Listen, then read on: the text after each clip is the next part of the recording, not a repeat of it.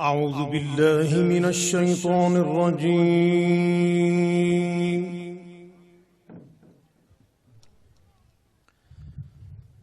بسم الله الرحمن الرحيم.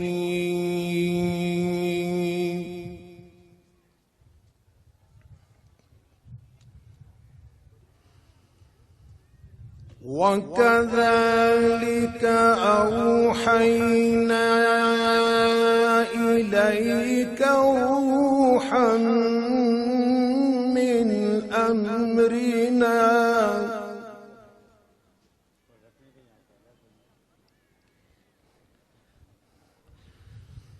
ما كنت تدري ما الكتاب ولا الإيمان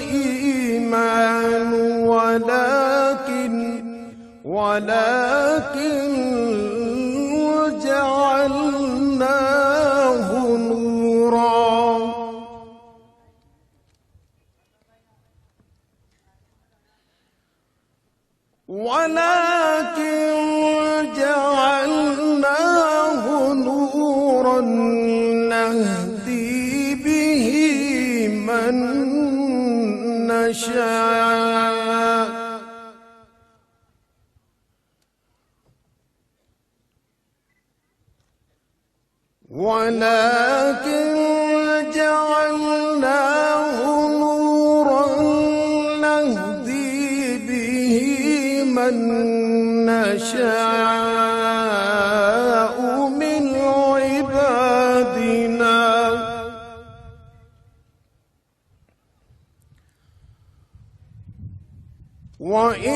وإنك لتهدي إلى صراط مستقيم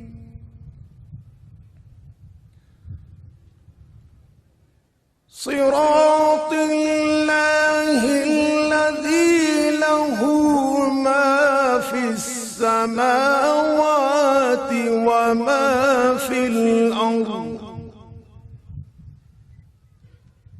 ألا إلى الله تصير الأمور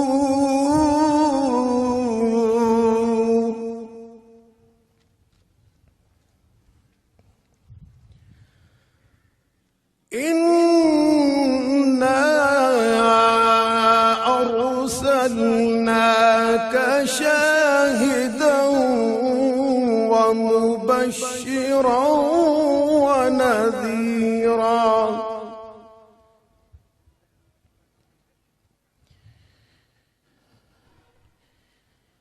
لتؤمنوا بالله ورسوله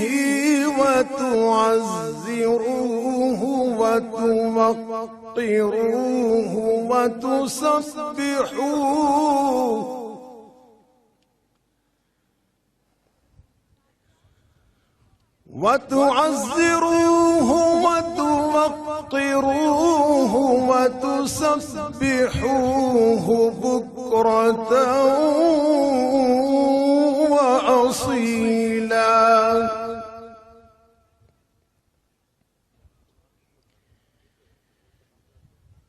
إن الذين يبايعونك إنما يبايعون الله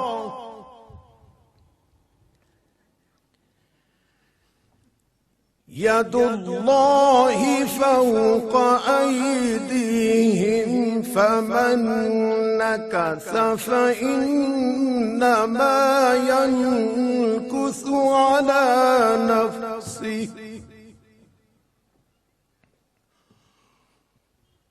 ومن أوفى بما عاهد عليه الله فسيؤتيه أجرا عظيما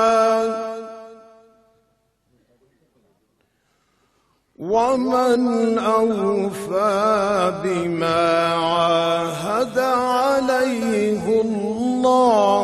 فسيؤتيه أجرا عظيما.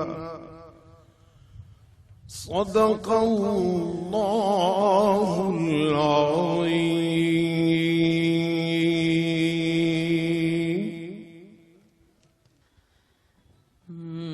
مشت غبار ہوں میرا، کوئی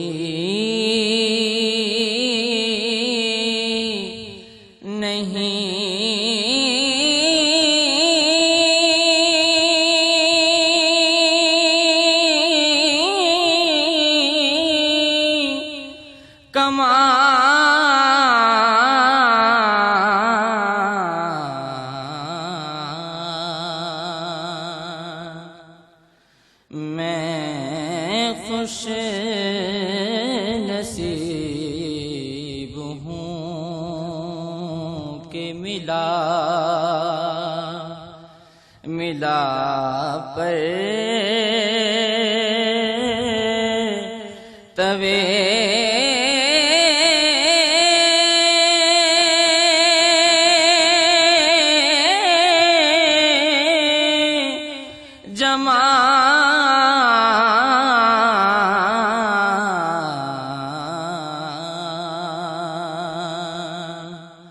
مشت غبار ہوں میرا،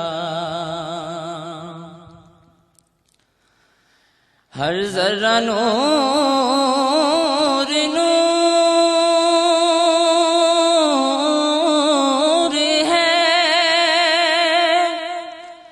اسے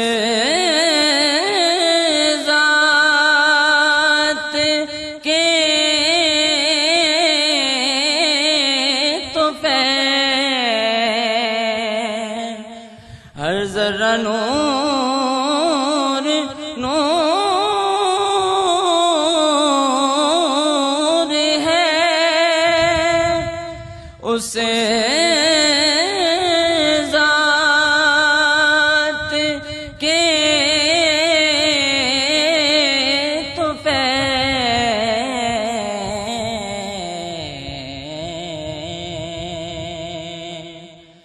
وہ ذات جس کی دہر میں ممکن نہیں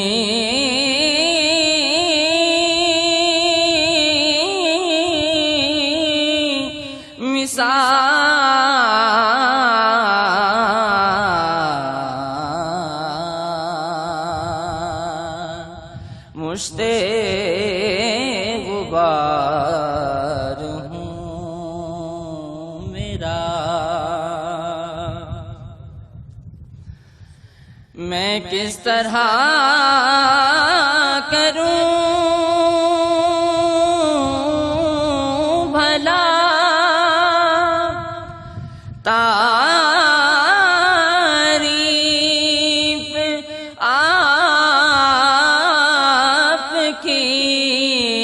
میں کس طرح کروں بھلا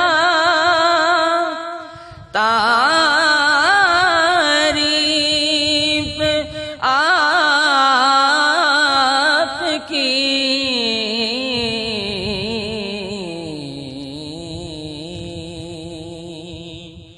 کتنا بلند آپ کی ہے رفعتوں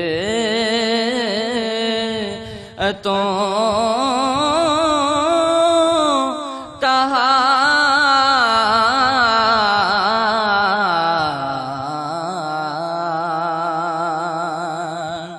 مشت غبار ہوں میرا،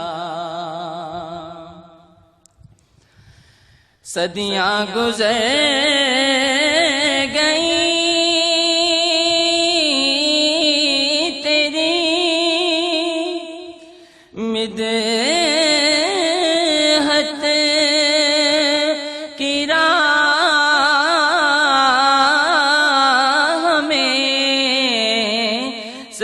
صدیاں گزر گئی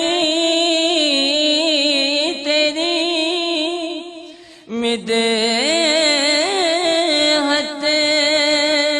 کی راہ میں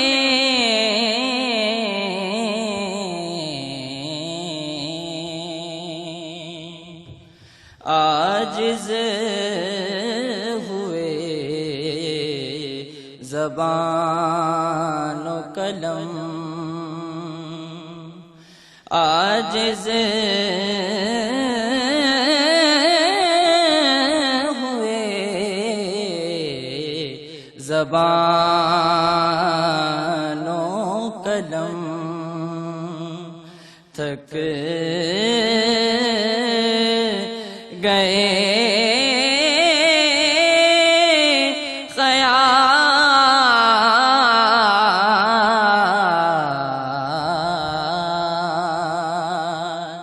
مشت غبار ہوں میرا، جس کو بھی تیری ذات سے نسبت نصیب ہو، جس کو بھی تیری ذات سے نسبت نصیب ہو،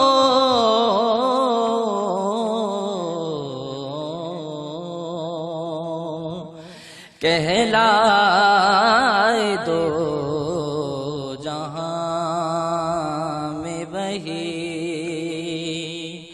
کہلائے دو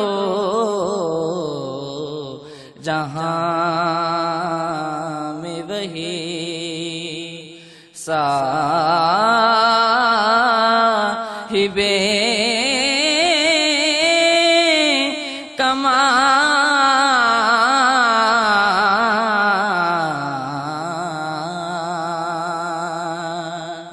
مشت غبار ہوں میرا، سیما ایسی موت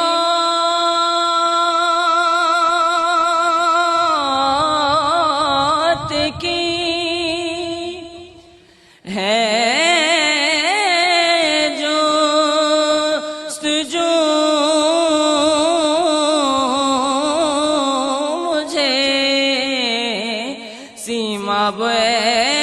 ایسی موت کی ہے جستجو مجھے،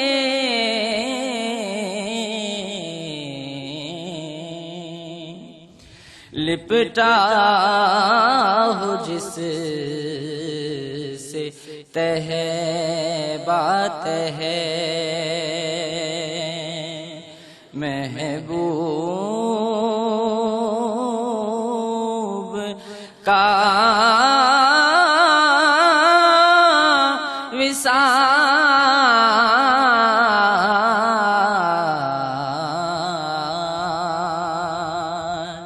لپٹا ہو جس سے تہ بات ہے، محبوب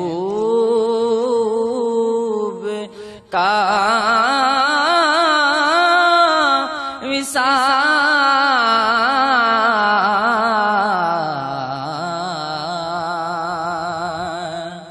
مشت غبار ہوں میرا، کوئی نہیں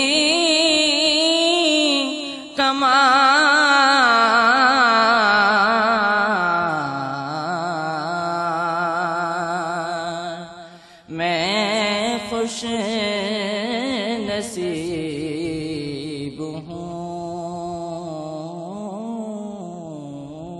کہ ملا پر توے جمع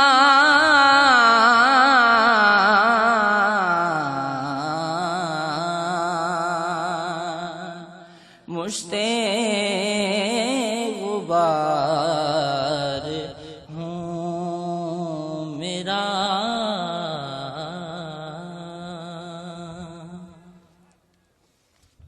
حاضرین محفل، حضرت شیخ المکرم امیر محمد اکرم محمد مدظ اللہ العالی تشریف لا رہے ہیں۔ نعرہ تکبیر،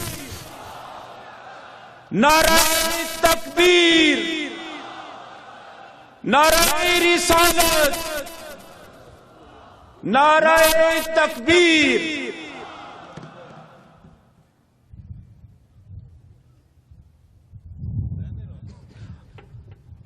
نعرہ تکبیر، نعرہ تکبیر، نعرہ رسالت، نعرہ رسالت، نعرہ تکبیر۔ ہاتھ بلند کر کے، دونوں ہاتھ بلند کر کے نعرہ لگائیں۔ نعرہ تکبیر، نعرہ تکبیر، نعرہ رسالت۔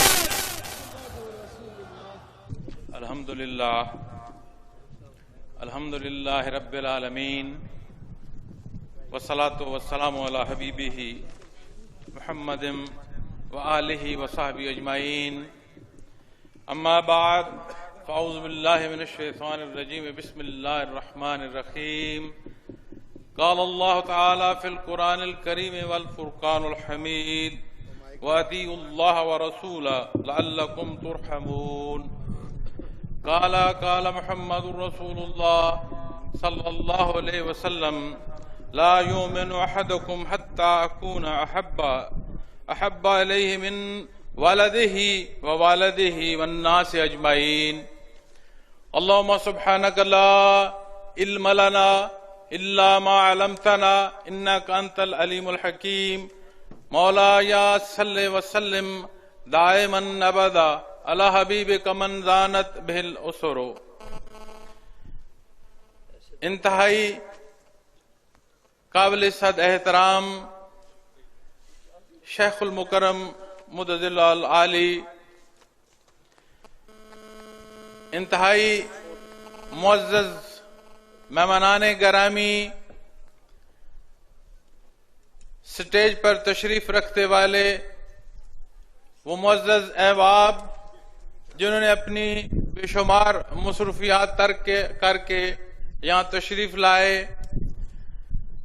میرے وہ احباب جو آپ کے ساتھ تشریف لائے، معزز صاحب مجازین سلسلہ عالیہ، معزز زمراء و صدور سلسلہ عالیہ، معزز خواتین و حضرات، السلام علیکم ورحمۃ اللہ۔ میری پوری خواہش تھی کہ میں ہر آنے والے معزز مہمان جنہیں ہم نے یہاں اپنے درمیان اس بعثت رحمت عالم صلی اللہ علیہ وسلم کے باب برکت پروگرام میں تشریف آوری کے لیے مدعو کیا کہ میں ایک ایک آنے والے معزز مہمان کا نام لے کر شکریہ ادا کروں۔ انتہائی خوشی ہے کہ وہ تمام احباب تشریف لائے جنہیں دعوت عرض کی گئی۔ میں نہیں چاہتا کہ کسی ایسے معزز دوست کا نام مجھ سے رہ جائے اور باقی احباب کا نام عرض کر دوں، اس لیے میں مجموعی طور پر آپ کا انتہائی شکر گزار ہوں اور دعا گو ہوں کہ یہ وہ پروگرام ہے جس کی حیثیت ذاتی نہیں ہے، یہ پروگرام ہے جس کی حیثیت نہ صرف اجتماعی ہے بلکہ یہ وہ اجتماعی پروگرام ہے جس کا تعلق دین اسلام سے ہے اور موضوع بعثت رحمت عالم صلی اللہ علیہ وسلم ہے، یہ وہ بابرکت حصہ ہے جس کے لیے اٹھنے والے ہر قدم خلوص پر انحصار ہے۔ عند اللہ وہ ہر قدم مقبول ہوگا جو اخلاص سے ایسی بابرکت محافل کے لیے اٹھے گا۔ آج کا یہ پروگرام الحمدللہ حضرت شیخ المکرم کے وہ حکم کا تسلسل ہے جسے گزشتہ کئی سال سے وطن عزیز کے طول و عرض میں جس کا انعقاد کیا جا رہا ہے۔ میں نے آپ کے سامنے جو آیات کریمہ تلاوت کی ہے اور جو حدیث مبارکہ پیش کی ہے اس کا ترجمہ عرض کر کے چند گزارشات پیش کروں گا۔ وَأَطِیعُوا اللَّهَ وَرَسُولَهُ لَعَلَّکُمْ تُرْحَمُونَ، ارشاد باری تعالیٰ ہے کہ اور اللہ کی اطاعت کرو اور رسول صلی اللہ علیہ وسلم کی، تاکہ تم پر رحم کیا جائے۔ دوسرا حصہ میرا حدیث مبارکہ کا تھا، وہ مختصر حصہ عرض کرتا ہوں جس میں نبی کریم صلی اللہ علیہ وسلم نے ارشاد فرمایا کہ تم میں سے کوئی اس وقت تک ایمان والا نہیں ہو سکتا یہاں تک کہ میں اسے اس کے والدین، اولاد اور باقی تمام لوگوں سے زیادہ محبوب نہ ہو جاؤں۔ حاضرین محفل، آج کا یہ پروگرام، اس میں وطن عزیز کے ہر گوشے سے نمائندگی موجود ہے۔ ماہ مبارک ربیع الاول کی ابتدا ہے اور اس ماہ مبارک میں نہ صرف وطن عزیز بلکہ پوری دنیا میں جہاں تک میں جان سکا ہوں کہ مسلمان بستے ہیں وہ نبی کریم صلی اللہ علیہ وسلم سے اظہار محبت کا کوئی نہ کوئی پہلو ڈھونڈتے ہیں، اور خصوصی طور پر اس ماہ مبارک میں بے شمار محافل کا انعقاد ہوتا ہے۔ اور موضوع ولادت باسعادت کے حوالے سے ہوتا ہے۔ اللہ جل شانہ نے جب ارشاد فرمایا کہ وما ارسلناک الا رحمۃ للعالمین، تو ایک بات بہت واضح ہو جاتی ہے کہ ایک ذات اللہ جل شانہ کی ہے جو خالق ہے اور وہ واحد ہے، لا شریک ہے۔ اس کی ذات کے علاوہ جو کچھ ہے وہ مخلوق ہے، اور خالق نے مخلوق کی طرف اپنی رحمت کا سبب ذاتی اپنے کلام میں بیان فرما دیا کہ آپ کی ذات وہ سبب ہے جو مخلوق پر رحمت باری کا نزول کا سبب بنتی ہے۔ تو یہ بات بڑی واضح ہوتی ہے کہ ہم تو یہ سمجھتے ہیں کہ زندگی کا جو تسلسل ہے، روزمرہ کی جو ضروریات ہیں، کہ شاید انہی کی تکمیل اللہ کی رحمت ہے۔ آپ تھوڑا اس سے پہلے تشریف لے جائیں، آپ تھوڑا اس سے پہلے سوچ لیں کہ یہ جو حیات ہے جس کی ضروریات کے لیے ہم روزمرہ کی زندگی میں آنے والے یا پیش ہونے والے واقعات کو رحمت سے یا تکلیف سے منسوب کرتے ہیں، یہ حیات بھی تو اسی کی دی ہوئی ہے۔ اور صدقہ محمد الرسول اللہ صلی اللہ علیہ وسلم کا، اور ایک لحظے کو اللہ جل شانہ کی رحمت کو انقطاع آ جائے، یہ چیزیں رک نہ جائیں، واپس عدم ہو جائیں، کسی شے کا کوئی وجود باقی نہ رہے۔ اور جب بات آتی ہے ولادت باسعادت کی تو اس میں فقط ایک ہمارا حصہ نہیں ہے، یہ مخلوق خدا پر اللہ کا احسان ہے۔ یہ ہوائیں قائم ہیں تو اللہ کی رحمت ہے، یہ فضائیں قائم ہیں تو اللہ کی رحمت ہے، یہ طلوع و غروب ہے، یہ آسمان و زمین ہے، یہ ستارے چاند اور سورج ہیں، یہ خاک کا ایک ایک ذرہ منت ہے اللہ کی رحمت کا، اور اللہ نے آپ کی ذات کو باعث رحمت ارشاد فرمایا۔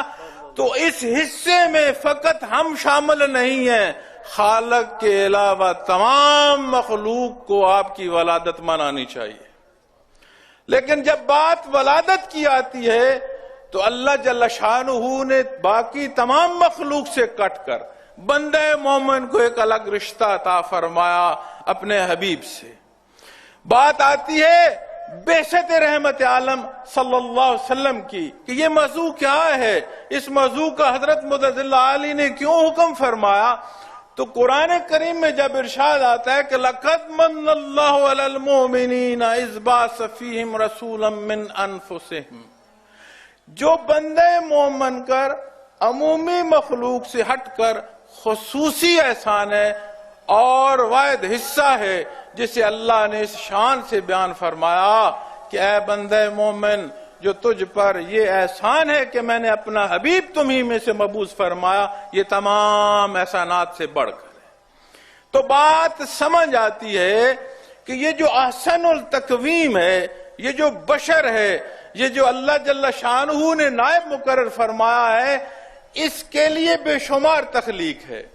بے شمار گرد و پیش کا جائزہ لیں تو یہ جتنی مخلوق ہے، چاند کا چڑھنا ہو، سورج کا چڑھنا ہو، اپنے گرد و پیش حشرات الارض دیکھیں، چرند پرند دیکھیں، جانور چوپائے دیکھیں، ان کا محور انسانی زندگی ہے، یہ بشر ہے، یہ جو اللہ کا خلیفہ ہے یہ۔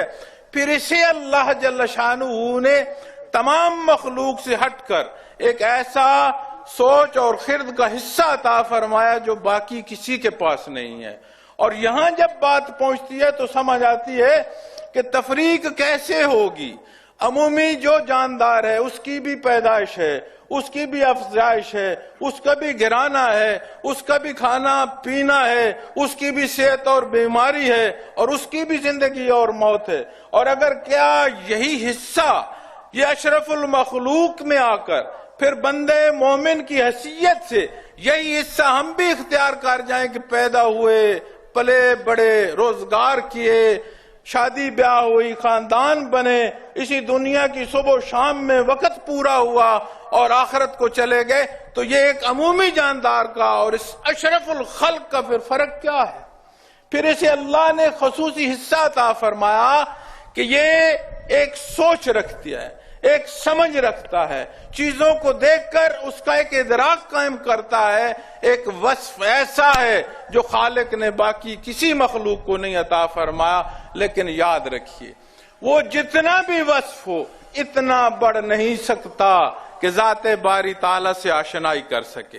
وہاں پھر کوئی ذریعہ، کوئی ایسا حصہ درکار ہے جو ہمیں وہاں سے وہ شناسائی عطا فرما دے کہ ہمیں مقصد تخلیق نصیب ہو جائے، ہمیں وہ اشرف الخلق کا حصہ ہماری عظمتوں، ہمارے لیے عظمتوں کا سبب بن جائے۔ تو نبی کریم صلی اللہ علیہ وسلم کی وہ ذات ہے جو ہمیں اللہ جل شانہ سے شناسا فرماتے ہیں۔ قرآن کریم کلام ذات باری تعالیٰ ہے، حق ہے، ایک ایک نقطے اور ایک ایک زیر زبر کے فرق کے بغیر ہمارے پاس موجود ہے، لیکن ہمیں کہاں سے نصیب ہوا؟ اللہ واحد و لا شریک ہے، یہ ہمیں کہاں سے نصیب ہوا؟ یہ زندگی اختتام پذیر ہوگی، حیات برزخیہ ہوگا، اعمال کا جانچ پڑتال ہوگی، یہ ہمیں کہاں سے نصیب ہوئی بات؟ روز محشر ہوگا، شاہ و گدا ایک ہی لائن میں کھڑے ہوں گے، وہاں کوئی دنیاوی حیثیت کام نہیں آئے گی، وہاں فقط بات ہوگی ان اکرمکم عند اللہ اتقاکم۔ یہ حصے ہمیں کہاں سے نصیب ہوئے؟ واحد جگہ ہے آقا نامدار محمد الرسول اللہ صلی اللہ علیہ وسلم کی۔ آج ہم اگر اپنے معاشرے کا خیال کریں، آج اپنی تفرقہ بازیوں کا خیال کریں، آج اپنے اندر فساد کے حصوں کا خیال کریں، لسانی اور علاقائی جھگڑوں کا خیال کریں، نہ صرف وطن عزیز، کل دنیا کی جو امت مسلمہ ہے، اگر وہ اتفاق و اتحاد چاہتی ہے، اگر وہ عہد رفتہ کی وہ عظمتیں چاہتی ہے جو اسے اللہ نے دار دنیا میں بھی عطا فرمائی ہیں، تو فقط ایک در ہے، در محمد الرسول اللہ صلی اللہ علیہ وسلم۔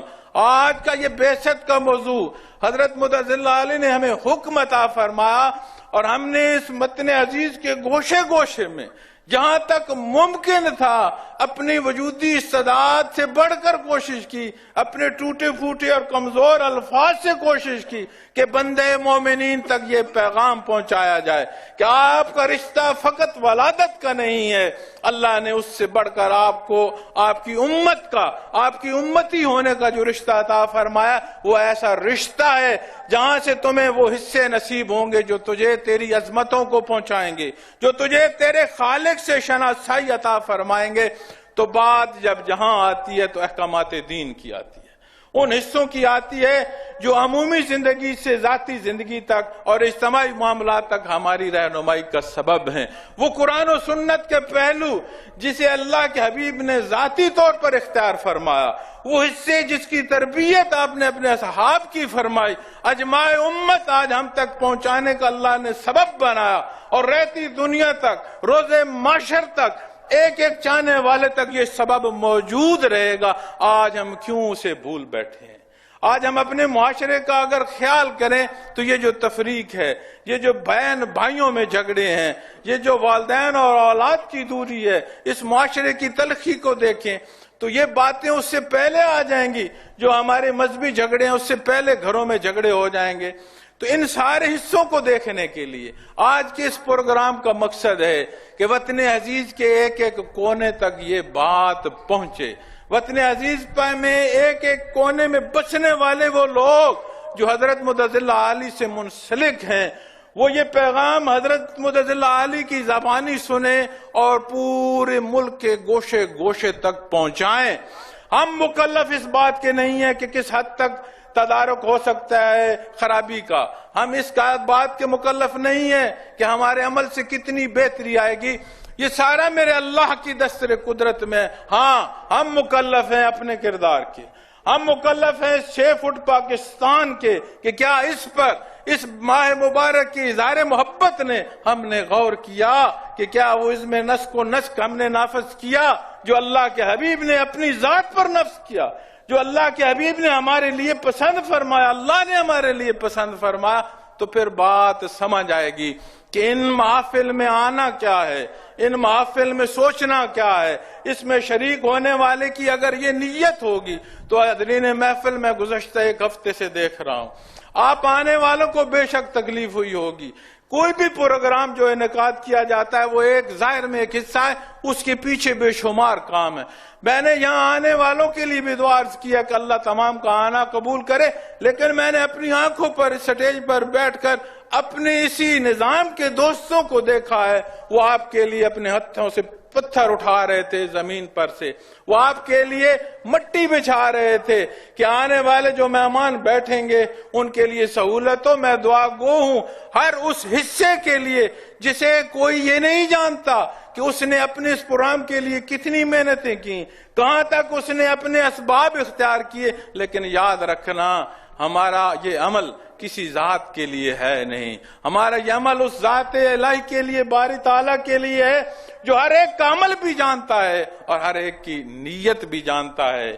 قابل احترام احباب گرامی، اللہ جل شانہ آپ کا آنا قبول فرمائے اور ہماری زندگیوں میں وہ مثبت تبدیلی عطا فرمائے جو اس وطن عزیز کے لیے ضروری ہے، اور روز معاشر کی وہ فکر عطا فرمائے جس روز عمومی بندہ بھی کھڑا ہوگا حساب کے افطاب کے لیے، اور وہ لوگ بھی کھڑے ہوں گے جن کے پاس جو اختیار ہے، جو صاحب اختیار ہیں۔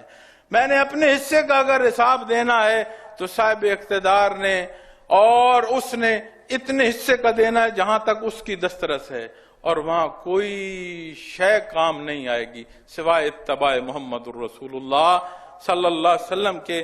میں اپنی بات کو اختتام کرتے ہوئے چند اشعار، چند مصرے جو ہیں فارسی کے، اسی محبت میں اسی موضوع سے متعلق اپنے احباب سے عرض کرتا ہوں، اور اس کے بعد چند اعلانات کے ساتھ اجازت چاہوں گا۔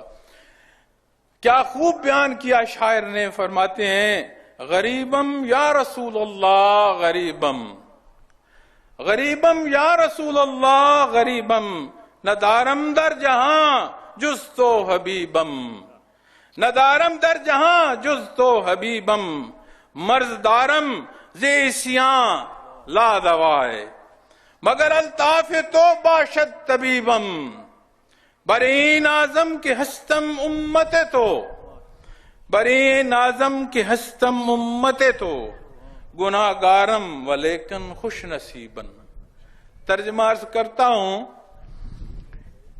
لکھتے ہیں کیا خوب لکھا، فرماتے ہیں یا رسول اللہ میں بہت غریب ہوں، یا رسول اللہ میں بہت غریب ہوں، دنیا میں میرا آپ کے سوا کوئی محبوب نہیں، فرماتے ہیں دنیا میں میرا آپ کے سوا کوئی محبوب نہیں، میرا گناہوں کا مرض لا دوا ہے۔ میں اپنے گریبان کو جھانک کر یہ فکر عرض کرتا ہوں کہ میرا گناہوں کا مرض لا دوا ہے، مگر آپ کی مہربانی اس کی طبیب ہو سکتی ہے، مگر آپ کی مہربانی اس کی طبیب ہو سکتی ہے۔ مجھے اس بات پر ناز ہے کہ آپ کی امت ہوں، مجھے اس بات پر ناز ہے کہ آپ کی امت ہوں، گنہگار ہوں لیکن بہت خوش نصیب ہوں۔ جزاکم اللہ، اللہ جل شانہ شاعر کا یہ کلام ہمیں حقیقی معنوں میں نصیب فرمائے۔ چند اعلانات ہیں۔ وہ عرض ہے کہ ظہر کی نماز کے لیے باقاعدہ اذان اور جماعت کا انتظام ہوگا، جو کہ حضرت کے مدد اللہ علی کے بیان کے بعد ہے۔ اس کے ساتھ حضرت کے بیان کے بعد بے شمار دوست ایسے تشریف لاتے ہیں جو بیعت حضرت سے ہونا چاہتے ہیں، تو اتنے بڑے مجمع میں ممکن نہیں ہوتا، تو اس وقت حضرت سے عرض کریں گے جو ساتھی حضرت سے بیعت ہونے کے لیے تشریف لائے ہوں اپنا ہاتھ کھڑا کریں گے پنڈال میں، تو حضرت بیعت فرمائیں گے انہیں۔ اس کے بعد اجتماعی دعا ہوگی، حضرت بیان فرمائیں گے، اس کے بعد بیعت ہوگی، اس کے ساتھ پھر اجتماعی دعا ہوگی، اور آخری حصہ جو ہے، آج ہم نے کتنی خوبصورت محفل سجائی ہے، کتنے خوبصورت نام اور کتنی برکتوں کے حامل حصے ہیں یہ، تو جب یہاں سے ہم اٹھیں تو پھر ایسا حصہ یہیں پر نظر آ جائے کہ بد نظمی ہو، اپنا مسلمان بھائی دوسرا تکلیف میں ہو، فقط اس کے لیے کہ میں 5 منٹ پہلے اٹھ جاؤں۔ تو میری خصوصی عرض ہے تمام خواتین و حضرات سے کہ صبر و تحمل سے دعا کے بعد اٹھیے گا، تاکہ ہمارے کردار سے اسی جگہ پر ثابت ہو جائے کہ ہمارے کردار سے دوسرے کسی کو تکلیف نہیں ہوگی۔ اس کے ساتھ ہی میں حضرت شیخ المکرم مدد اللہ علی سے خطاب کی دعوت پیش کرتا ہوں۔ آپ میرے ساتھ ایک نعرے کا جواب دیجئے گا، نعرہ تکبیر، نعرہ تکبیر، نعرہ تکبیر، نعرہ رسالت، نعرہ رسالت، نعرہ رسالت۔ محترم حضرت مدد اللہ علی۔ الحمد لله نحمده ونستعينه ونستغفره ونؤمن به ونتوكل عليه ونعوذ بالله من شرور أنفسنا ومن سيئات أعمالنا من يهده الله فلا مضل له ومن يضلله فلا هادي له ونشهد أن لا إله إلا الله وحده لا شريك له ونشهد أن سيدنا ومولانا محمدا عبده ورسوله أما بعد فأعوذ بالله من الشيطان الرجيم بسم الله الرحمن الرحيم لقد من الله على المؤمنين إذ بعث فيهم رسولا من أنفسهم يتلو عليهم آياته ويزكيهم ويعلمهم الكتاب والحكمة وإن كانوا من قبل لفي ضلال مبين اللهم سبحانك لا علم لنا إلا ما علمتنا إنك أنت العليم الحكيم رب اشرح لي صدري ويسر لي أمري واحلل عقدة من لساني يفقهوا قولي رب زدني علما مولاي صل وسلم دائما أبدا على حبيبك خير الخلق كلهم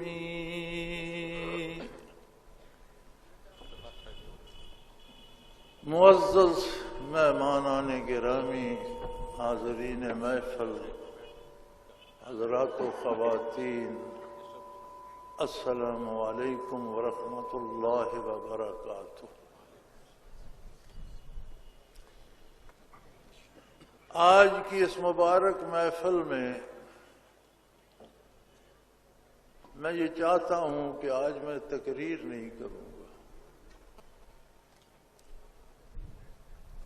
تقریر مقرر کا جوش بیان ہوتی ہے، شعلہ بیانیاں کی جاتی ہیں، لہجے کا زیر و بم ہوتا ہے، الفاظ کا انتخاب ہوتا ہے، اور سارا زور اس بات پر ہوتا ہے کہ جو میں کہہ رہا ہوں یہ قبول کیا جائے، میری بات مانی جائے. میں نہیں چاہتا کہ جو میں کہتا ہوں وہ آپ مان لیں. نہیں، آج ہم باتیں کریں گے. میں یہ چاہتا ہوں کہ ہم آپس میں باتیں کریں، گفتگو کریں، بات ہو. بات منوانے کے لیے نہیں ہوتی، بات ہوتی ہے سمجھنے سمجھانے کے لیے. شاید آپ مجھے سمجھا سکیں، ہو سکتا ہے اللہ توفیق دے کوئی بات میں آپ کو سمجھا سکوں. بڑا خوبصورت مائیا کہا تھا پنجابی والے نے. پنجابی کرنل محمد خان مرحوم بڑے مزے کے آدمی تھے. وہ کہتے تھے بات پنجابی میں کی جائے تو اس کی شرح نہیں کرنی پڑتی، منوان سمجھ آ جاتی. پنجابی مائیے والا کہتا ہے گلا کرے سا ڈھولا منہ دنیا پوسی، کہ دکھ تو کہیں گے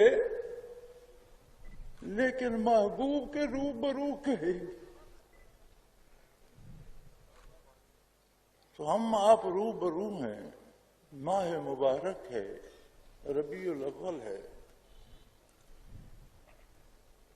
اللہ کے ان چند مبارک مہینوں میں سے ہے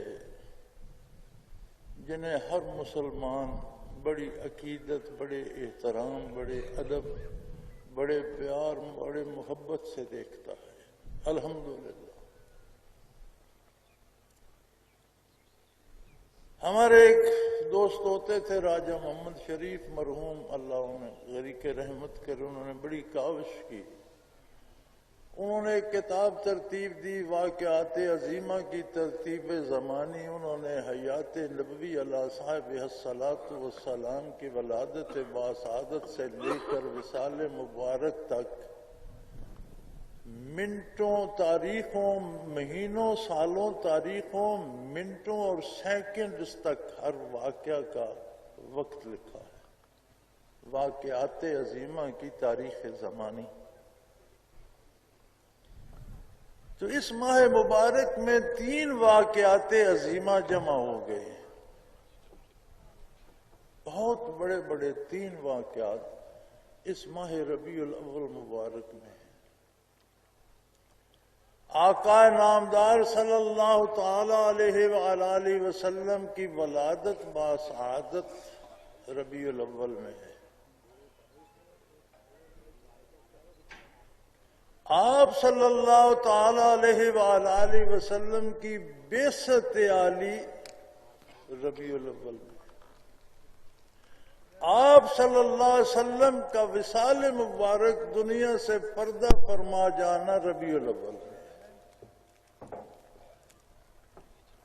3 واقعات بہت عظیم اس ماہ مبارک میں جمع ہو گئے.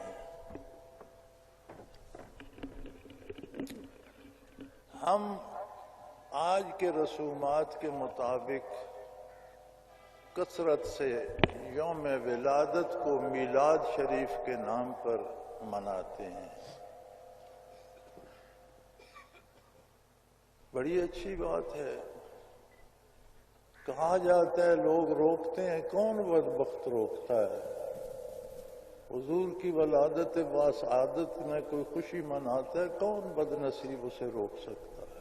لوگ تو اپنا برتھ ڈے مناتے ہیں، بچوں کا برتھ ڈے مناتے ہیں، دوستوں کے برتھ ڈے پارٹیاں ہوتی ہیں، کوئی نہیں روکتا تو نبی علیہ الصلوۃ والسلام کی ولادت بسعادت پہ کون روکتا ہے؟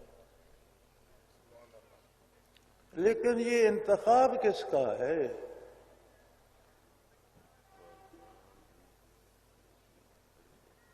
نبی علیہ الصلوۃ والسلام کی بارگاہ میں نذرانہ عقید پیش کرنے کا، اپنی عقیدت کے اظہار کا طریقہ و سلیقہ کیا ہے؟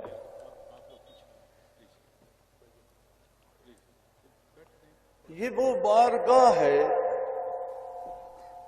جس کے طریقے سلیقے آداب رب العالمین نے سکھائے۔ ہوا یہ کہ حضور اکرم صلی اللہ علیہ وسلم حجرہ مبارک میں جلوہ افروز تھے۔ چند مخلص مسلمان دیہاتی کاشتکار چرواہے مال مویشی کام روک کر کوئی دینی مسائل پوچھنے کے لیے حاضر ہوئے۔ حضور مسجد نبوی میں جلوہ افروز ہوتے تھے، سائل آتے فیض یاب ہوتے، وہ جب آئے تو حضور حجرہ مبارک میں تھے۔ اب انہیں جلدی تھی، مویشی چھوڑ کر آئے ہیں، ریوڑ چھوڑ کر آ گئے ہیں۔ انہوں نے جرت کی، حجرہ مبارک کے باہر سے آواز دی، یا رسول اللہ، یا رسول اللہ۔ اللہ کریم کو بات پسند نہیں آئی۔ فرمایا یہ جرت میرے حبیب کو ڈسٹرب کر رہے، وہی آ گیا،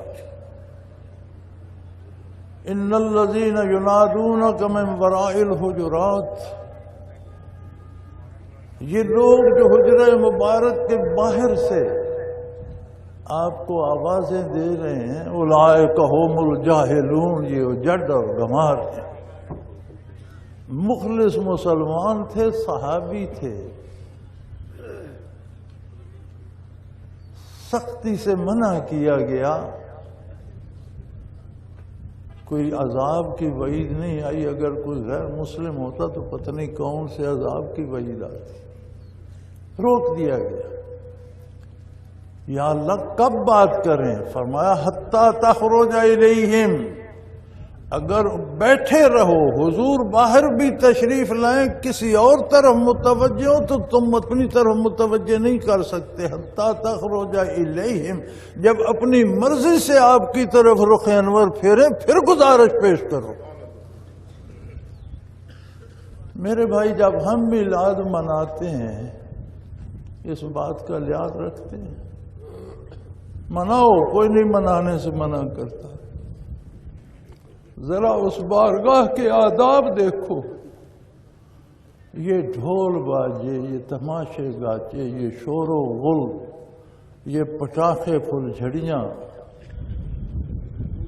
وہاں تو صحابی نے باہر سے آواز لگائی، عرش عظیم ہل گیا۔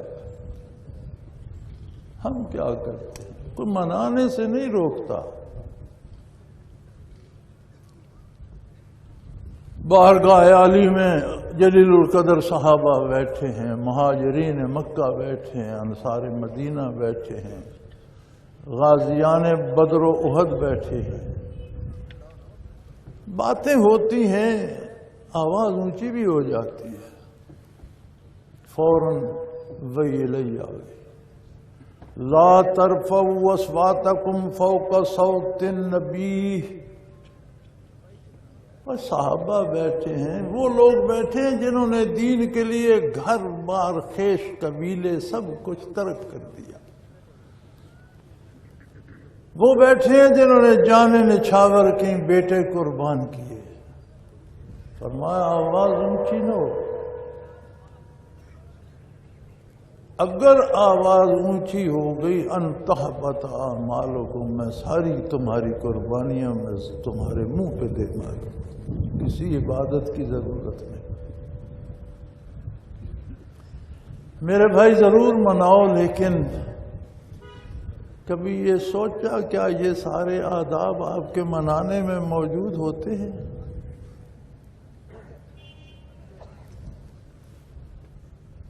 آگے چلو، اللہ کا ایک فرشتہ ہے، اسے ملک الموت کہتے ہیں، بڑا وسیع نظام ہے اس کے ماتحت، جتنے بندے دنیا میں آتے ہیں اس کا ایک ملازم ہر بندے کے ساتھ ہے، جب چاہتا ہے جس کا چاہتا ہے اسے اشارہ کرتا ہے، اللہ کا حکم ہوتا ہے، اسے پتہ ہوتا ہے، معین وقت کا اشارہ کرتا ہے، روح قبض ہو جاتی ہے۔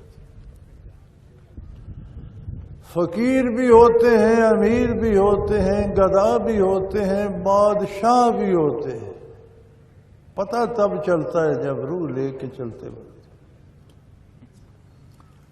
طبیعت عالی ناساز ہے،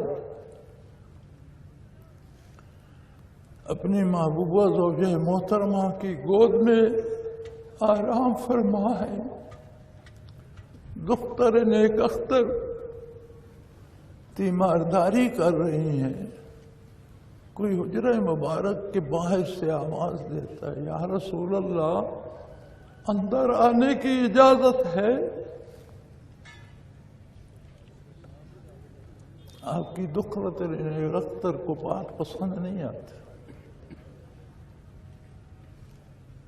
ترشی سے جواب دیتی ہیں کہ حضور کی طبیعت مبارک میں گرانی ہے اور تم اجازتیں طلب کر رہے ہو۔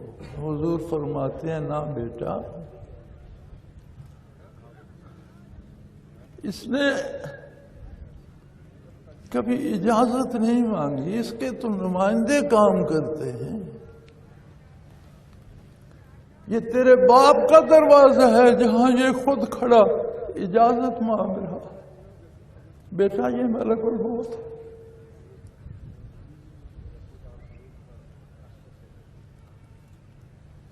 جب ہم میلاد مناتے ہیں اس ادب کا لحاظ ہوتا ہے اس میں۔ میرے بھائی یا بات سمجھ لو یا مجھے سمجھا دو، میری سمجھ میں تو یہی آتا ہے کہ یہ ہاؤ ہو، یہ شور و غل، یہ پٹاخے، یہ دھماکے، یہ کبھی کبھی لوگ اسے گھروں میں مناتے تھے،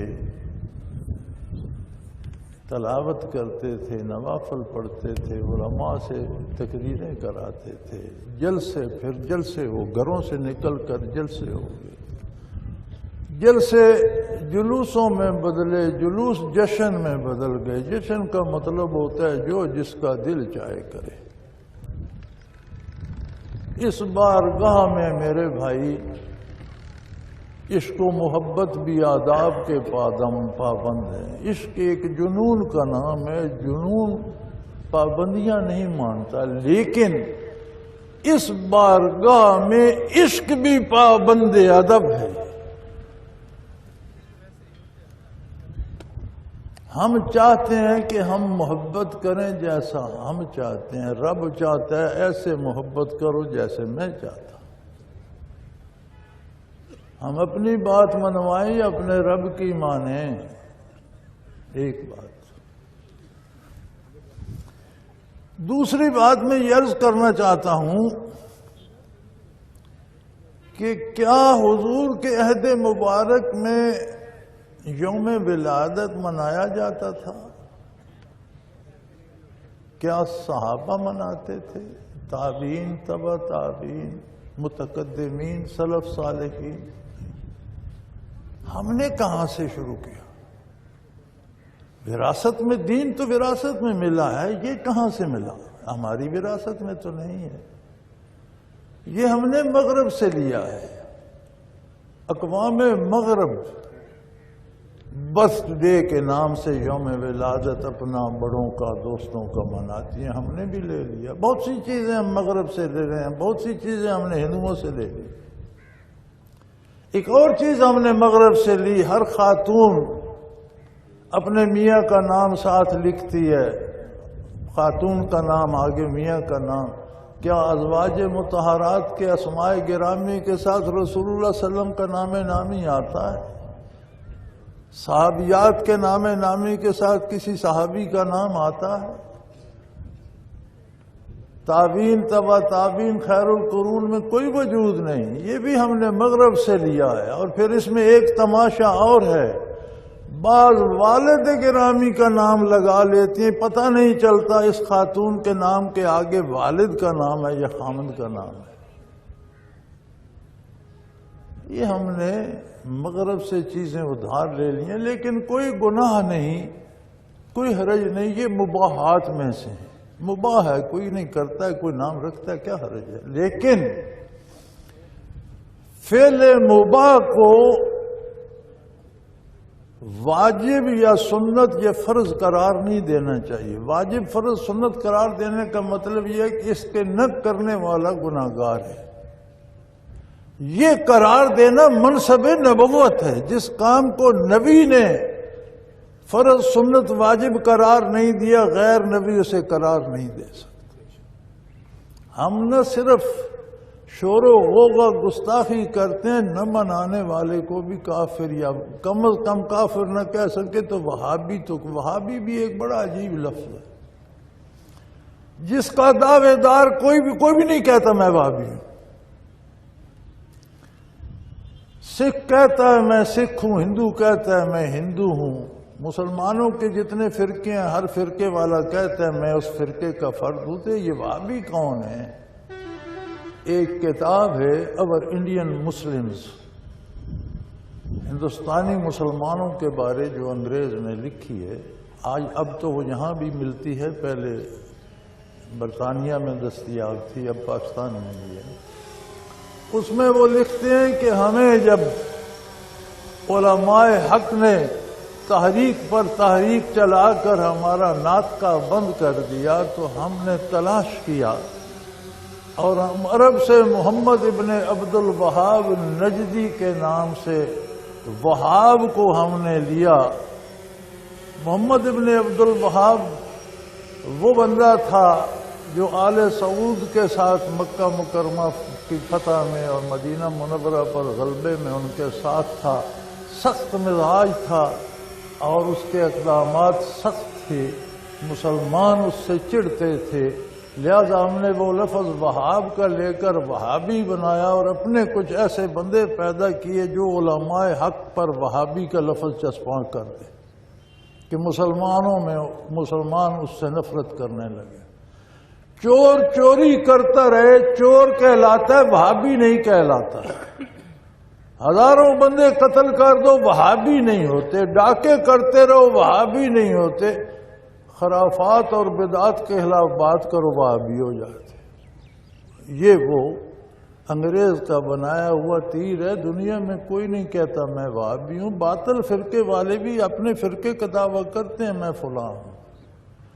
تو میرے بھائی یہ دعویٰ کر دینا کہ یہ وہابی ہے یہ غلط ہے. جو مناتا ہے منائے, لیکن آداب بارگاہ رسالت کا خیال رکھے. جو نہیں مناتا اسے آپ کچھ نہ کہیں, اس پہ فتویٰ نہ لگائے. یہ مباحات میں سے ہے, فرض واجب سنت نہیں ہے. اس کا ایک اور پہلو بھی ہے. اس کا دوسرا پہلو یہ ہے کہ حضور اکرم صلی اللہ علیہ وسلم کے لیے انتخاب کس کا ہے؟ آپ کس کا انتخاب؟ رب العالمین کا. آپ کا نور آدم علیہ السلام سے لے کر حضرت عبداللہ تک کن پیشانیوں کن پشتوں میں جائے گا اتفاق نہیں تھا, رب العالمین کا انتخاب تھا.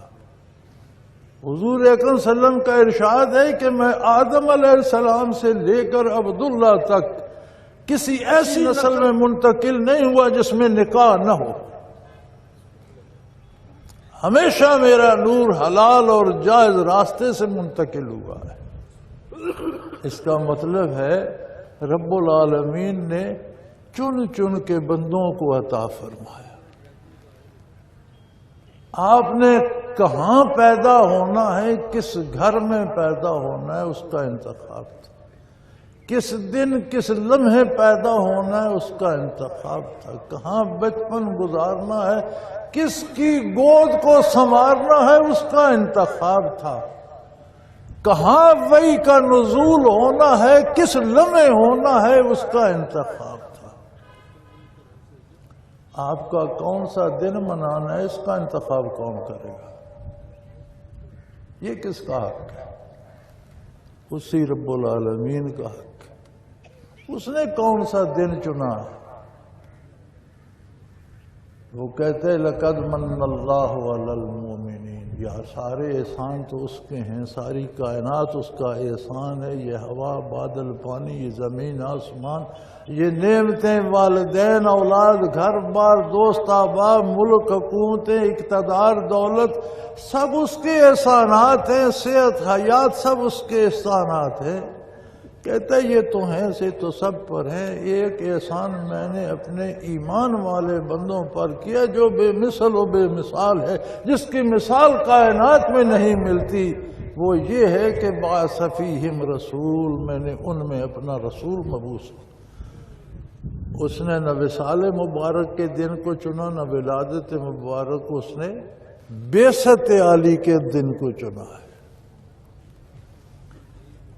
رب العالمین کے انتخاب میں کیا حکمت پوشیدہ ہے؟ ولادت باسعادت پہ ہم برکات کا ذکر کرتے ہیں، معجزات کا ذکر کرتے ہیں. وصال پہ کوئی درود و ارواح کرے گا، اپنی بخشش مانگے گا آپ کے حوالے سے. بعثت کی بات آئے گی تو آپ صلی اللہ علیہ وسلم کے پیغام کی بات ہوتی ہے. اور جب پیغام کی بات آتی ہے تو ہم کنی کترا جاتے ہیں. یہ بات تو صحیح نہیں ہے نا. انہی میں سے میں نے ایک اپنے حبیب کو پیدا کیا، ایسا بندہ پیدا فرما دیا جو کائنات میں بے مثل و بے مثال ہے. جس جیسا دوسرا کوئی بندہ میں نے پیدا فرمایا نہیں. یا اللہ ایسا کیا کمال ہے؟ فرمایا یتلو علیہم آیات، میری باتیں بندوں کو سناتا ہے. بندوں کو مجھ سے ہم کلام کر دیا ہم سخن بندوں کو خدا سے. تو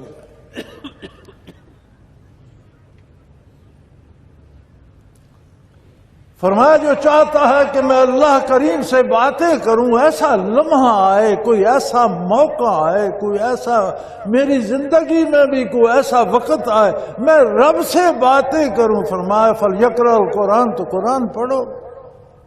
رب سے باتیں کر رہے ہوگے، رب تم سے مخاطب ہوگا، تم رب کی بات سن رہے ہوگے، تم رب سے بات کر رہے ہو. بس اللہ سے بات کرا دی. فرمایا نہیں، اللہ سے بات کرا دی، پھر یزکیہم، ان کے آلودہ دلوں کو تجلیات باری سے منور کر دیا، روشن کر دیا، پاک کر دیا. اتنا پاک کر دیا کہ فرشتے اس پاکی کو ترستے ہیں. وہ تقدس ملائکہ کو نصیب نہیں، اس سے زیادہ قلوب انسانی کو طہارت اور تقدس دے دی، دلوں کو روشن کر دیا، منور کر دیا، تجلیات باری کی آماج گاہ بنا دیا. وَيُعَلِّمُهُمُ الْكِتَابَ، اور اللہ کی کتاب کے علوم کے خزانے بانٹ دیے. والحکمہ، کائنات کی ساری دانائیاں، ساری دانش انہی معانی میں سمو کر مومنوں کے سینے میں اتار۔ جب قرآن کی تعلیمات تھیں تو ہمارا عالم کیا تھا؟ جہاں دارو، جہاں گیرو، جہاں بانو، جہاں آرا۔ جن مسلمانوں کے پاس رسول اللہ صلی اللہ علیہ وسلم کی تعلیمات تھی وہ کیا تھے؟ جہاں دارو، جہاں گیرو، جہاں بانو، جہاں آرا۔ اور آج ہم غلام کیوں ہیں؟ یہ مغرب نے ہماری رگے جوں کاٹ دی، اس تعلیم سے الگ کر کے ہمیں اپنے پیچھے اپنے نظام تعلیم میں سمو دیا۔ وہ ہمیں کیا سکھاتا ہے؟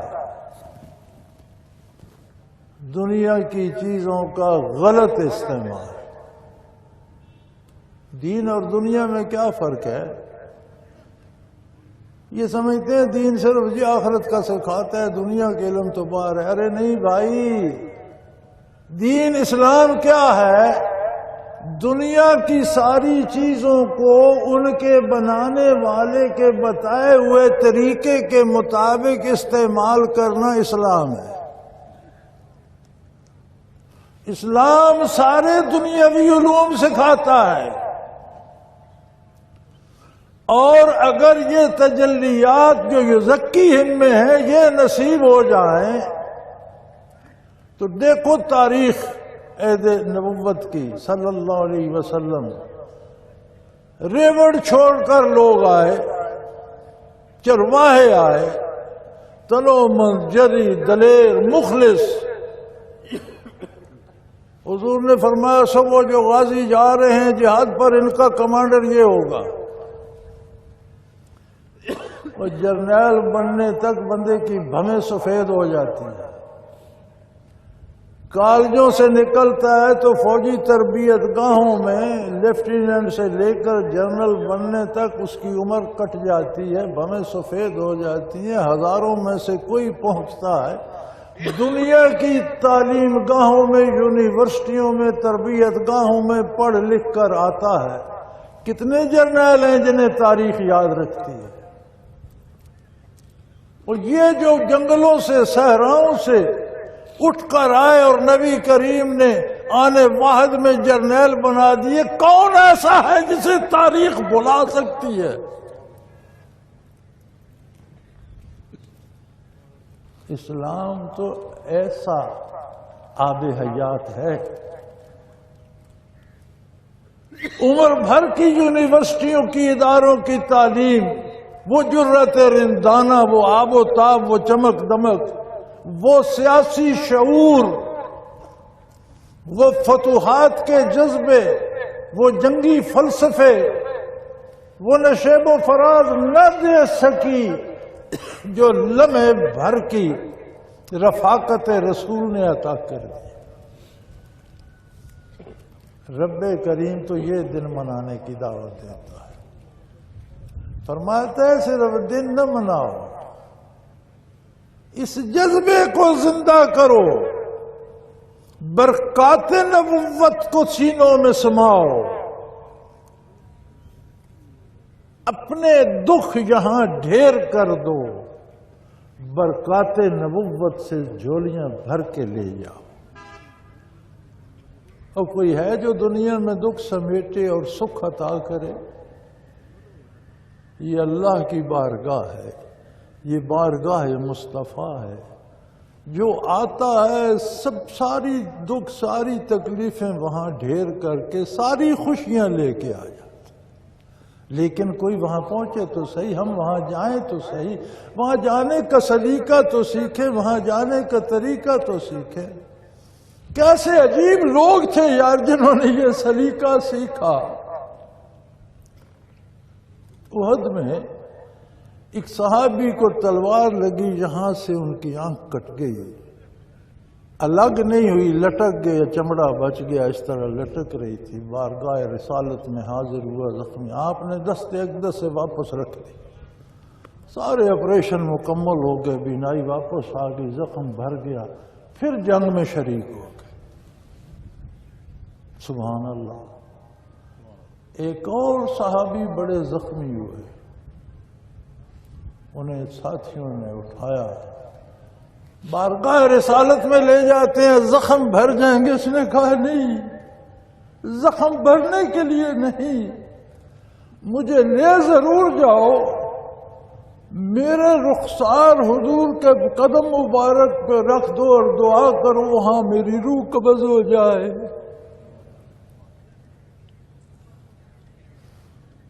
اللہ نے ان کی تمنا پوری کی۔ جہاں وہ حیات بٹ رہی تھی، وہ دنیا کی حیات چھوڑ کر وہاں سے ابدی حیات لے۔ بھائی کیا نہیں ہے وہاں؟ اس دامن میں کیا نہیں ہے؟ اس دامن میں کیا کچھ ہے؟ وہ دامن ہاتھ میں آئے تو ہم ہاتھ کہاں مار رہے ہیں؟ اس دامن میں کوئی ہاتھ تو ڈالے۔ ارے میرے بھائی، بارگاہ بڑی عالی ہے، بڑی نازک ہے، بڑا نازک رشتہ ہے، اور اس بارگاہ کے آداب وہ رب العالمین خود سکھاتا ہے۔ حضور دنیا سے پردہ فرما گئے، روضہ عطر میں جلوہ افروز ہیں۔ عہد ابو بکر صدیق رضی اللہ تعالیٰ عنہ خلافت راشدہ کا دور تھا۔ ام المومنین اسی حجرے میں مقیم تھیں، ایک طرف حضور کا قیام تھا، قبر عطر تھی، ایک طرف اماں رضی اللہ تعالیٰ عنہ مقیم تھیں، سامنے گلی تھی، دوسری طرف ایک گھر تھا۔ اس گھر کی خاتون یا مرد نے دیوار میں کوئی کیل ٹھونکنا چاہی، کوئی چیز لٹکانا ہوگی، کوئی ضرورت ہوگی، ٹھک ٹھک کی آواز آئی۔ فوراً ام المومنین رضی اللہ تعالی عنہ نے خادمہ دوڑائی، اور آپ کا پیغام کیا تھا؟ اسے جا کر کہو لا توزو رسول اللہ صلی اللہ علیہ وسلم، یہ تمہاری کھٹ کھٹ حضور کو ایذا دے رہی ہے۔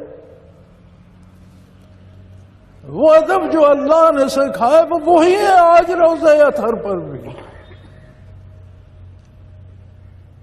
یہ میری گزارش ان سے بھی ہے جو حج عمرے پہ جاتے ہیں، وہ دھکم پیل نہ کریں۔ اس بارگاہ کے آداب آج بھی وہی ہیں، روضہ اطہر کے وہی آداب، قیامت تک وہی رہیں گے۔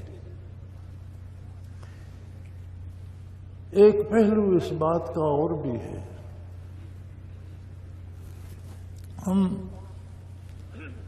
برتھ ڈے مناتے ہیں، بڑی باقاعدگی سے ہم نے تاریخیں لکھ رکھی ہوتی ہیں، یہ تاریخ پیدائش اس پہ مناتے ہیں۔ کبھی یہ بھی تحقیق فرما لیں ولادت باسعادت کا یوم مبارک کون ہے؟ مورخین کی اکثریت اس بات پہ متفق ہے کہ 9 ربیع الاول آپ صلی اللہ علیہ وسلم کی ولادت باسعادت کا دن ہے۔ بہت تھوڑے اور چند مورخ 12 کی بات کرتے ہیں، اکثریت 9 پر ہے، اور سارے اس بات پر متفق ہیں کہ 12 ربیع الاول حضور کے وصال مبارک کا دن ہے۔ اور جس دن حضور نے دنیا سے پردہ فرمایا، خیبر میں یہودیوں نے عید منائی تھی، جشن کیا تھا، خوشی منائی۔ ذرا تھوڑا سا مطالعہ کر لیں، اہل علم سے پوچھ لیں، تفتیش کر لیں، منائیں، میں تو نہیں روکتا، کوئی بھی نہیں روکتا۔ کچھ آداب کا خیال رکھیں جو رب العالمین نے بنائے ہیں، کچھ تاریخوں کا تعین کر لیں۔ یہ 12 تاریخ کو میری جوانی تک ہمارے دیہات میں، ہمارے دیہاتیوں کو بھی علم تھا، 12 وفات کے نام سے درود پکاتے تھے۔ عام دیہاتیوں کو بھی علم تھا کہ یہ وصال مبارک کا دن ہے، اور 12 وفات کے نام سے کھانے بنا کر غریبوں میں تقسیم کر کے ایصال ثواب کرتے تھے اور بارگاہ عالی میں ہدیہ درود بھیج کر نفل پڑھ کر دعائیں مانگتے تھے. یہ آج 12 میں جشن کدھر سے آ گیا؟ ذرا کچھ تھوڑا سا ضرور مناؤ، لیکن یار کچھ تھوڑی سی کوئی آگا پیچھا، کوئی دن تاریخ، کوئی طریقہ سلیقہ، کوئی ادب آداب، کوئی قاعدہ، کوئی ضابطہ. بس اتنی سی گزارش ہے کہ یہ کوئی قاعدے، ضابطے، دن، تاریخ، بارگاہ بڑی نازک ہے اور رشتہ بڑا نازک ہے، اور اس کی ضرورت دونوں جہانوں میں. بھئی یہی دنیا میں بڑی چیزوں کی ضرورت ہے، کچھ نہیں بھی ملتی، ان کے بغیر بھی گزر ہو جاتی ہے. اس کی ضرورت تو دنیا میں بھی ہے، آخرت میں بھی، اس کے بغیر تو گزارا نہیں ہوگا. دو ہی راستے ہیں، دامان رسالت جنت میں، محروم دامن جہنم. اور جہنم بڑی اوکھی جگہ ہے، بڑی تکلیف دہ جگہ ہے. پھر وہاں موت نہیں ہے، جان چھوٹے گی نہیں. ابد الآباد جہنم، دامان رحمت میں ابد الآباد جنت. تو یہ تو بڑا احتیاط کا تقاضا کرتی ہے. یہ معاملہ تو بڑا نازک ہے. یہ شور و غوغا، یہ ہاؤ ہو، یہ بھاگ دوڑ نہیں میرے بھائی. یہ تو سوچنے کی بات ہے، سمجھنے کی بات ہے، اور دلوں سے فیصلہ کرنے کی بات ہے.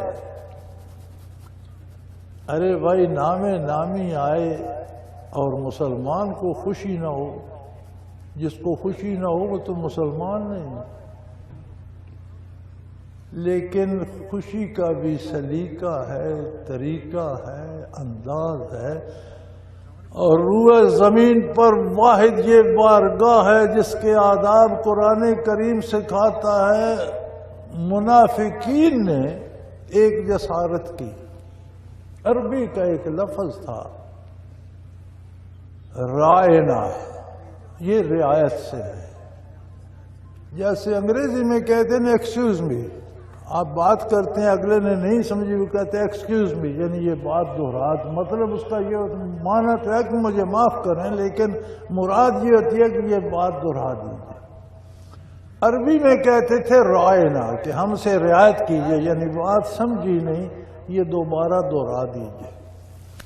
منافقین یہ پہ زیر پڑھ کے رائنا کہہ دیتے تھے. رائی کہتے ہیں چرواہے کو. حضور اکرم کے اوصاف حمیدہ میں یہ بھی ہے کہ آپ نے بکریاں بھی چرائیں. تو وہ طعنہ بن جاتا تھا کہ آپ تو چرواہے ہیں. اللہ کریم کو اتنا غضب آیا اس بات پہ، متبادل لفظ دے دیا، فرمایا یہ لفظ لغت سے نکال دو. لا تقولوا رائنا وقولوا انظرنا. رائنا کو عربی لغت سے نکال دو، اس کی جگہ انظرنا کہا کرو. اور یار ذرا نزاکت دیکھو اس بارگاہ کی. اس رب العالمین نے فرمایا یہ رائنا عربی لغت سے نکال دو، کوئی کلمہ گو رائنا نہ کہے. یا اللہ کیا کہے؟ فرمایا انظرنا کہا کرو، ہماری طرف نظر کرم فرما. اور بے ادبی تو منافق کرتے تھے. مومن فرمایا منافقوں جیسی حرکت مومن کو زیب نہیں دیتی. جو لفظ منافق کہتے ہیں وہ مومن کے منہ سے وہ مومن کی لغت میں نہیں ہونا چاہیے.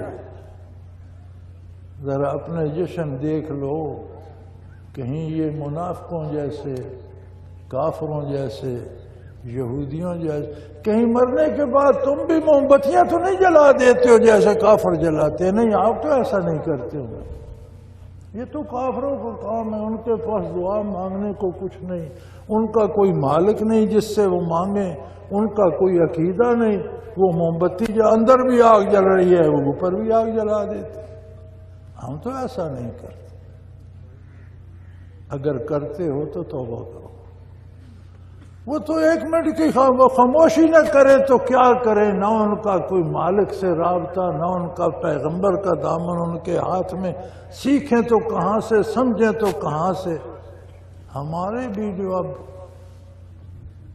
نامور لوگ ہیں، جسے کیا کہتے ہیں جی، ایلیٹ کلاس ہیں، تو ہم بھی جیسے کھانا بھی کھاتے ہیں، باتھ روم بھی جاتے ہیں، سوتے بھی ہیں، جاگتے بھی ہیں، پتہ نہیں ایلیٹ کہاں سے بن گئے ہیں، لیکن کچھ ہوگی، کوئی فرق ہوگا، ورنہ تو ہم ہی جیسے ہیں۔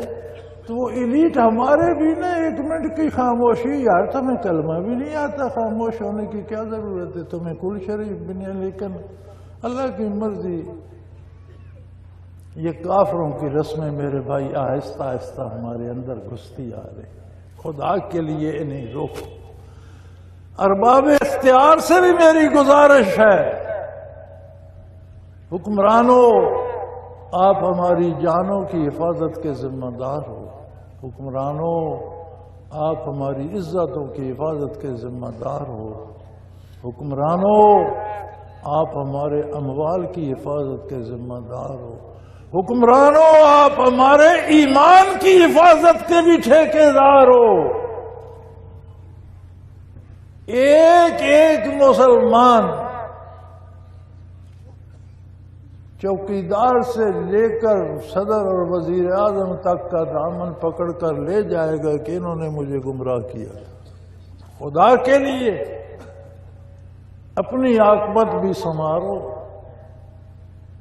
ہمیں بھی نیکی کے راستے پہ لے جاؤ، کرو حکومت تم ہی کرو، تم ہی نے کرنی ہے، ہمیں کوئی اعتراض نہیں، الف آ جائے، بے آ جائے، جیم آ جائے، لیکن خدا کے لیے مسلمانوں پر مسلمانوں کی حکومت کرو۔ کماؤ دولت کس نے روکا ہے؟ وَخَلَقَ لَكُم مَّا فِي الْأَرْضِ جَمِيعًا، روئے زمین پر جو کچھ ہے تمہارے لیے، لیکن جس نے بنایا ہے اس نے کمانے کا طریقہ اور اسلوب بتایا، اس طرح لو، چھینو جپٹو نہیں۔ غریبوں کے خون سے، مساکین کی ہڈیوں اور گوشت سے محلات تعمیر نہ کرو، حلال کماؤ، اچھی گاڑیاں رکھو، اچھا کھاؤ، اچھا پہنو، مزدوری کر کے، جائز طریقے سے، تجارت کر کے، ملازمت کر کے، کاروبار کر کے، کاشتکاری کر کے، حلال ذرائع سے حاصل کرو۔ حکمرانوں آپ ذمہ دار ہو،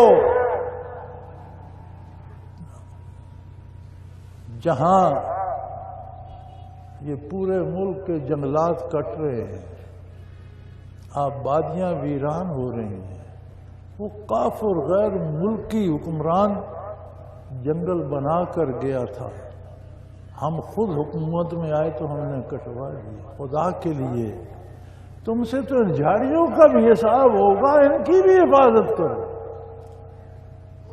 تم سے یہ چشمے بھی پوچھے، کہتے ہو ہندوستان پانی بند کر رہا ہے، ان پہاڑی علاقوں میں بارانی چھوٹے چھوٹے ڈیم بنا دو، پاکستان سے تو پانی سارا سال ختم ہو۔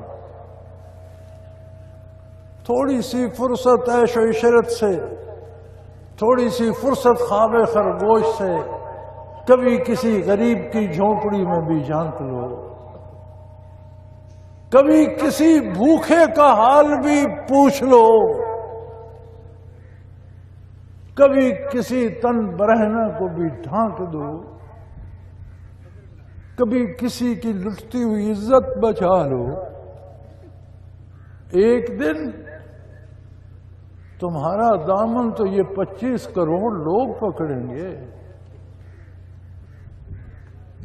میں بھی تمہاری طرح پھنسا ہوا ہوں، یہ جن کے سر پہ آج میں بیٹھا خطاب، یہ سارے میرا دامن پکڑیں گے اگر میں نے دیانتداری سے رسول اللہ کا پیغام ان تک نہ پہنچایا، اگر میں نے دیانتداری سے پہنچا دیا، انہوں نے نہ مانا تو پھر یہ خود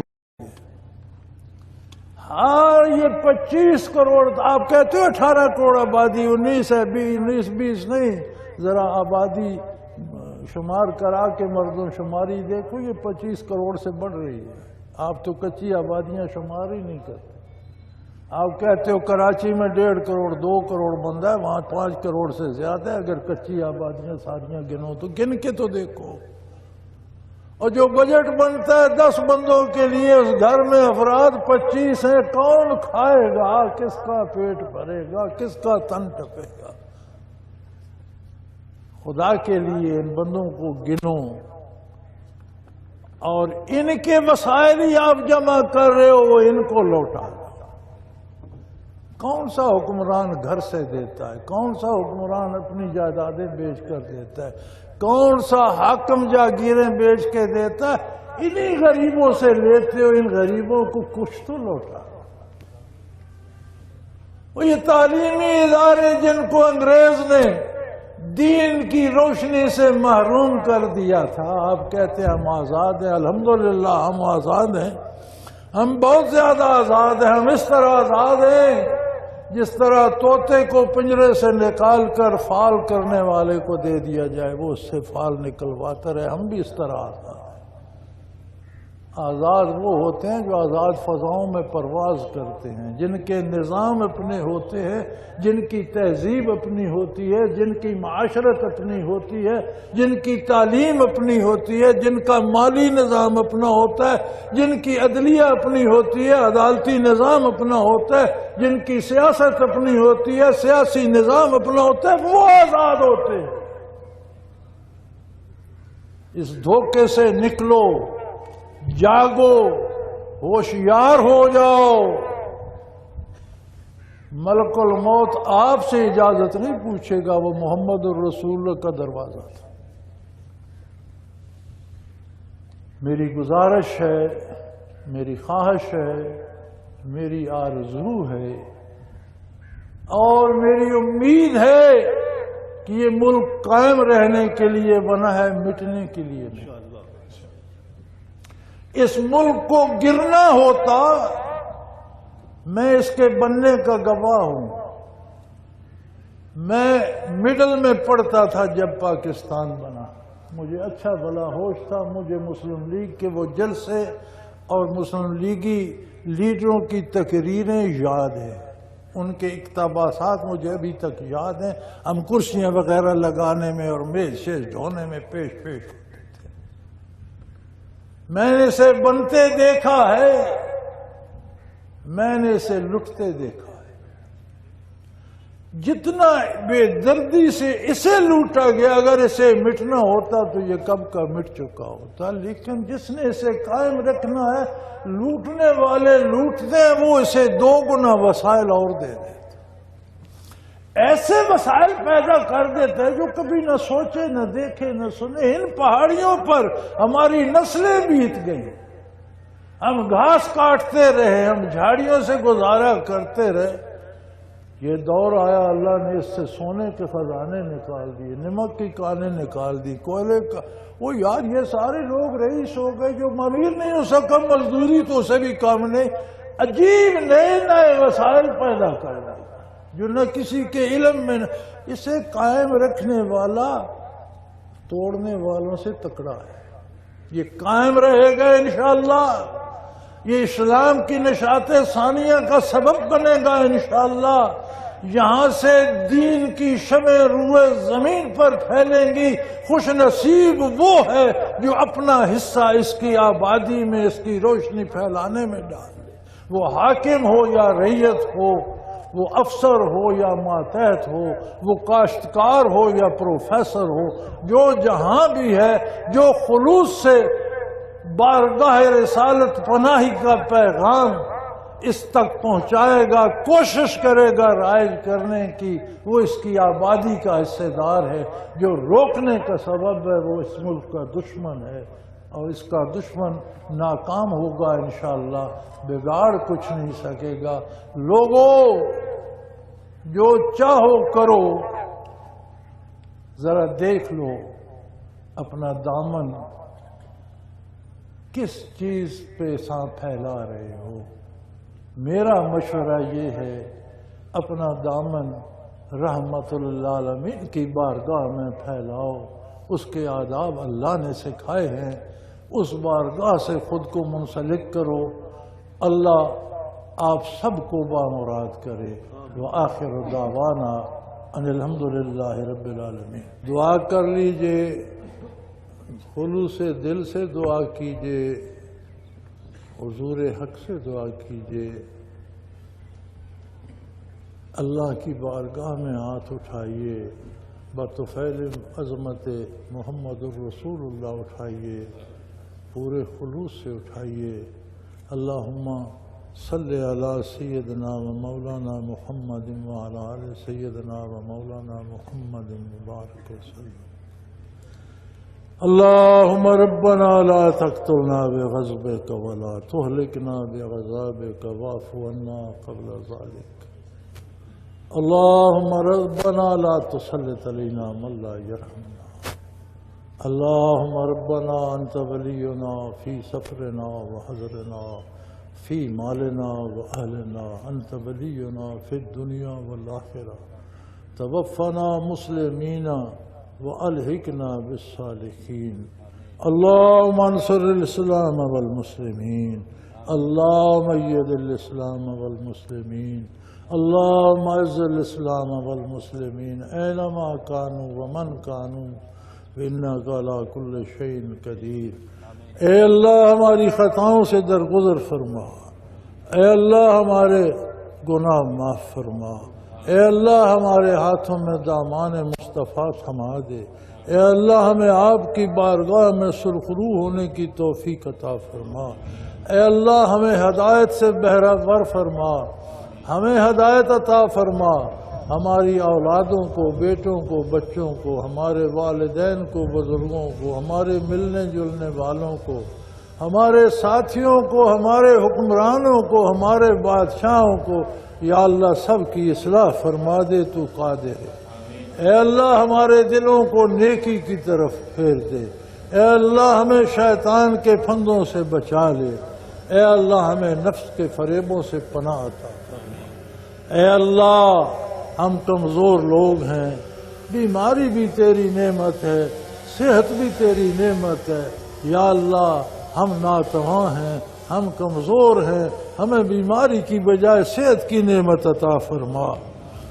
یا اللہ ہم آزمائشوں کے لائق نہیں ہیں، ہمیں تنگی سے بچا، فراخی نصیب فرما.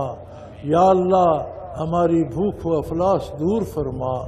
یا اللہ رحمت کی بارشیں نازل فرما. اے اللہ رحمت کی بارشیں نازل فرما.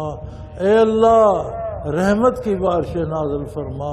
والذی ينزل الغیث من بعد ما قنطوا وینشر رحمته وهو الولی الحمید وهو الولی الحمید وهو الولی الحمید. یا اللہ بچھڑوں کے فرزند ملا دے، بیماروں کو شفا عطا کر دے. یا اللہ مقروضوں کو قرض کی مصیبت سے نجات عطا فرما.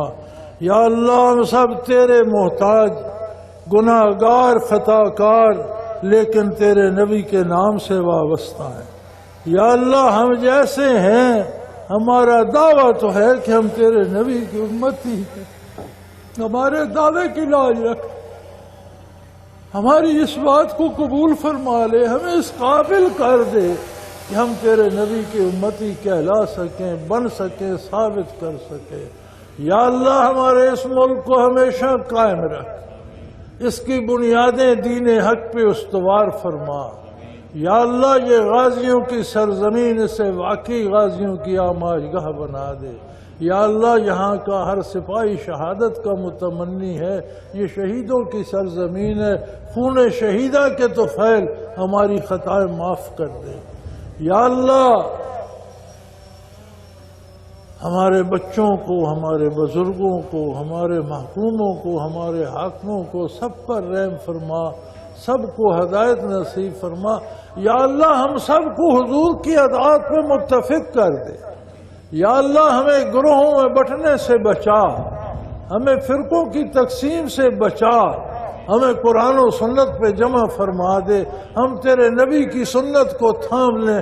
سارے ایک دامن سے وابستہ ہو جائیں، سارے ایک ہو جائیں، سارے نیک ہو جائیں، سب پر تیری رحمت برسے، سب تیری بارگاہ میں مقبول ہو جائیں۔ اللہ ہم تو عاجز ہیں، میرے مالک تو قادر ہے، تو ہر چیز پہ قادر ہے، تو کر سکتا ہے۔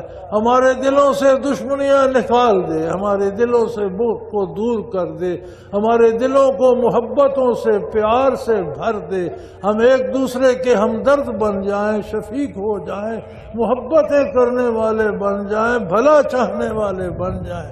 اے اللہ ہمارے حال پہ رحم فرما، اے اللہ عالم اسلام پہ رحم فرما، جہاں بھی ہیں، جو بھی ہیں، جیسے بھی ہیں، تو کریم ہے۔ بطفیل نبی کریم صلی اللہ علیہ وسلم سب کے حال پہ رحم فرما۔ یہ سرزمین مسلمانوں کے خون سے سیراب ہو رہی ہے، یا اللہ اب تو یہ رچ چکی ہے، اب تو یہ بس بس کر رہی ہے۔ یہ بیچارے نادان ہیں، بھولے ہوئے ہیں، انہیں مغرب قتل کر رہا ہے، یہ پھر اسی کے قدموں میں گرتے ہیں، انہیں ہوش عطا کر اللہ۔ اللہ ان سے ناراض نہ ہو میرے مالک، بطفیل نبی کریم ان پر رحم فرما، انہیں ہدایت نصیب فرما، انہیں دامان رحمت عالم نصیب فرما، انہیں نیکی پہ لا، ان سب کی خطائیں معاف کر اور ان پر رحم فرما، انہیں بامراد فرما۔ وصلی اللہ تعالی علی حبیبہ محمد وعلی آلہ واصحابہ اجمعین برحمتک یا ارحم الراحمین۔ میں خوش نصیب ہوں کہ ملا پر توے جمع